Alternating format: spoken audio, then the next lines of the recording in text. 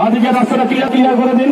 এখন মঞ্চে আসছেন ভারতীয় জনতা পার্টির কেন্দ্রীয় কমিটির সদস্য জয় বন্দ্যোপাধ্যায় মহাশয়।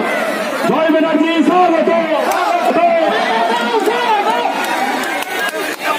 সকলে করতালির মধ্য দিয়ে ওনাকে অভিনন্দিত করুন। আমাদের মঞ্চে এই মুহূর্তে উপস্থিত হয়েছেন আমাদের বহু আকাঙ্ক্ষিত নেতা, কেন্দ্রীয় নেতা, বাংলা চলচ্চিত্র জগতের অভিনেতা। আবারও মারা গেলেন, আবার ক্ষতিপূরণ দিচ্ছেন, কি বলবেন? এমনিতেই তৃণমূলের পাপের ঘোড়া পূর্ণ হয়ে গেছে। যেখানে দেখছি সেখানেই মৃত্যু, সেইখানেই পাপ। নেতা নেত্রীদের লোভের ভাইরাস ঢুকে গেছে, টাকা কামানোর জীবাণু ঢুকে গেছে। তার অন্যতম উদাহরণ হচ্ছে শান্তিপুরে চোলাই মদ খেয়ে মৃত্যু।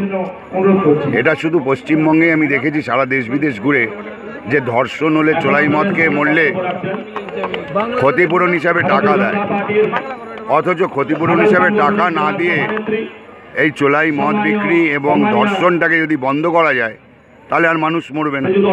কিন্তু সেই দিকে কোনো চেষ্টাই নেই তৃণমূলের।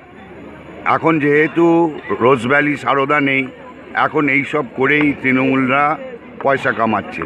সেই জন্য লোভ এবং টাকা কামানোর যে ভাইরাস ওদের জীবনে ঢুকে গেছে, সেটা ক্যান্সারের চেয়েও ডেঞ্জারাস।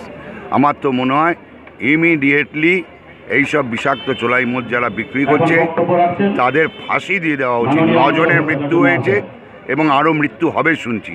এর আগেও একবার হয়েছিল মন্দিরা বাজারে, দক্ষিণ 24 পরগনায়, তখন এইভাবে টাকা ক্ষতিপূরণ দিয়েছিল। এটা অত্যন্ত অন্যায়। পশ্চিমবঙ্গের কৃষ্টি কালচার সংস্কৃতির সাথে এটা যায় না।